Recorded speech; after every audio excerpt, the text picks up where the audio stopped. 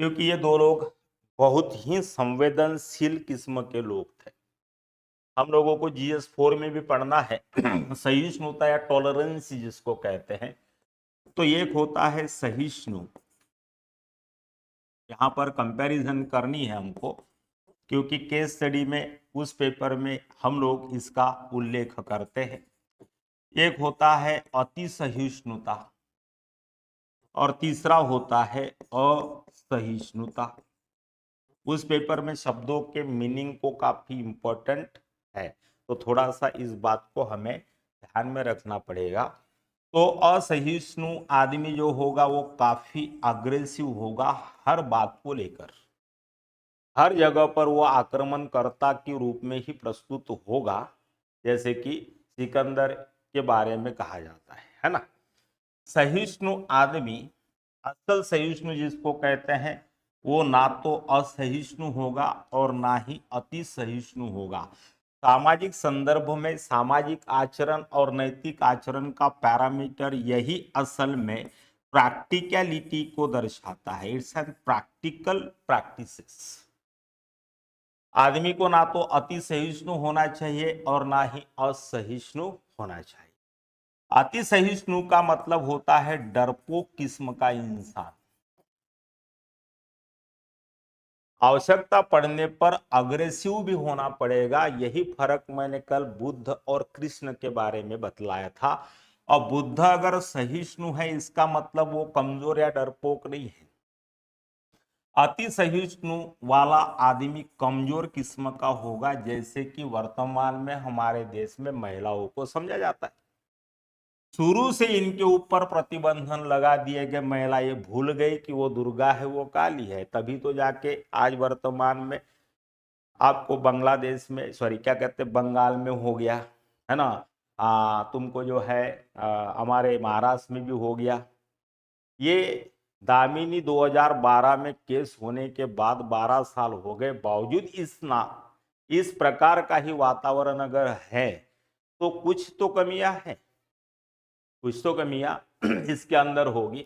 तो महिलाओं को एकदम ममता का पुतला हमने बना दिया, बाकी जिसमें वो अपनी खुद की सुरक्षा भी नहीं कर सकती।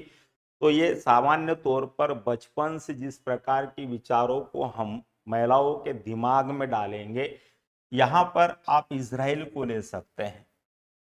ये सब वातावरण खराब करने वालों के खिलाफ हमको अनिवार्य तौर पर सभी लड़कियों के लिए सैन्य शिक्षा का आयोजन करना चाहिए, जिसमें जैसे अभी अग्निवीर चलाया आपने, महिलाओं के लिए भी अग्निवीरांगनी नाम का कोई ऐसा सैन्य शिक्षा का अभियान चलाइए, जिसमें 2-4 साल जो है महिलाओं को कम से कम अपने इर्द गिर्द सेफगार्ड करने का एक मौका मिलना चाहिए।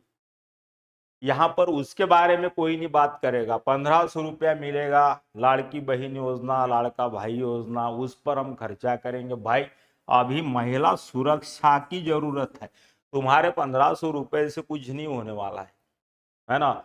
ये करिए आप, देखो 2-4 लड़कियां अगर फटकार मार देगी, फिर बलात्कार की घटना ही नहीं आएगी।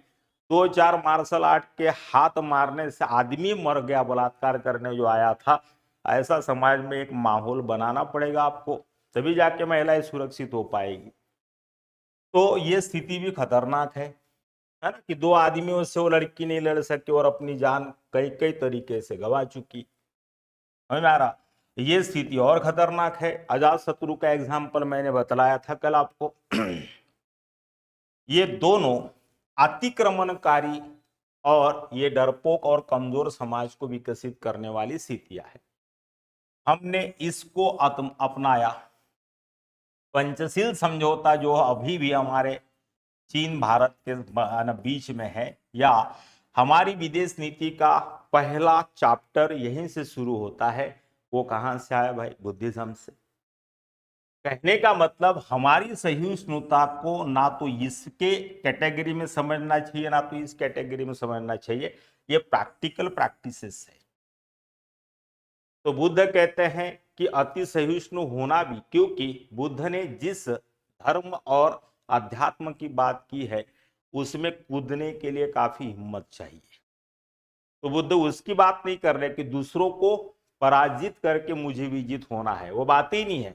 विजेता बनना तो कब का छोड़ दिया है लेकिन मुझे ना किसी को पराजित करना है। अगर पराजित करने लग जाऊं तो फिर वहीं से शुरू हो जाऊंगा भौतिक जीवन की जो सामान्य गतिविधियां है उसमें। तो ना तो कोई राष्ट्र या कोई इंसान किसी की स्वतंत्रता को बाधित करने के लिए उसके कार्य क्षेत्र में या उसकी सीमा में जाकर उसकी निजता का अनादर करे। ये है हम लोगों का सहिष्णुता। इसलिए हमने क्या किया कि पहले हम हमला नहीं करेंगे, और इसलिए पोखरण दोनों जो भी हम लोगों ने टेस्ट एग्जामिन किए हैं उसका नाम हमने बुद्ध स्माइल अगेन के नाम पर रखा था, वो इस कारण से। और हमारी परमाणु नीति का भी तत्व यही है कि हम पहले हमला नहीं करेंगे, और ये स्थिति तो और खराब है। इसी स्थिति के कारण जो है आज समाज के अंदर कोई अबला महिला पर इस तरीके की रेप की घटनाओं को लोग सुसाइड का क्या कर देते हैं, है ना, टैग लगा दिया। मीडिया वाला भी आरंभ में वही देखता है, फिर बात आ जाती है कि ऐसा नहीं था, पोस्टमार्टम की रिपोर्ट में तो फिर कहते आपकी वेश्या व्यवसाय में वो लड़की या महिला लिप्त थी, वो भी लांछन लगा दिया। मरने के बाद भी अपनी राजनीतिक रोटियां सेकने के लिए इतना नॉन टॉलरेंस जो आचरण है सरकारों का कि वोट बैंक के लिए वो क्या क्या नहीं करेंगे, तो ये भी नहीं चाहिए। तो ये केस स्टडी बन सकता है इस तरीके से सहिष्णु शब्द के ऊपर, जिसको हम